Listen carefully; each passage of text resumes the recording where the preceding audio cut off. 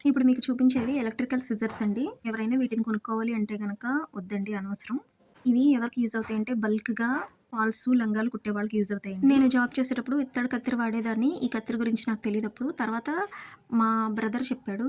"బుజ్జి ఇదైతే బావుంటుంది. మచ్చలు పడవు చేతులకి" అంటే అప్పటి నుంచి ఇది యూజ్ చేస్తున్నానండి. చాలా తేలిగ్గా, హాయిగా ఉంటుంది. 9 నంబర్ వాడతాను నేను. బ్లౌజులకి 9 నంబర్ చాలు. జెంట్స్‌కైతే 10 నంబర్ ఉంటుంది. అది బాగా బరువెక్కువుంటుంది. చాలామంది స్టీల్ కత్తిరి వాడతారండి. ఇత్తడి కత్తిరి వాడతారు.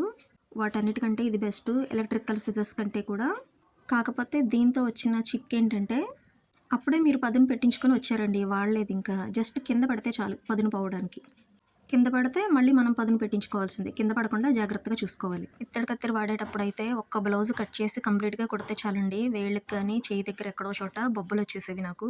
ఆ తర్వాత అవి మచ్చలుగా అయిపోయి అయి తగ్గడానికి చానాళ్లు పట్టేది. మళ్ళీ కొత్త మచ్చలొచ్చేవి ఇంకో బ్లౌజ్ కుడితే. సో, ఈ కత్తెర వల్ల చాలా హాయిగుందండి నాకు. అండ్ దారాలు కట్ చేయడానికైతే ఇలాంటి కట్టర్ యూజ్ చేస్తా నేను. ఈ కట్టర్ కూడా దారాలకు మాత్రమే యూజ్ చేయాలి. అండ్ నాట్లు పెట్టుకోవడానికి.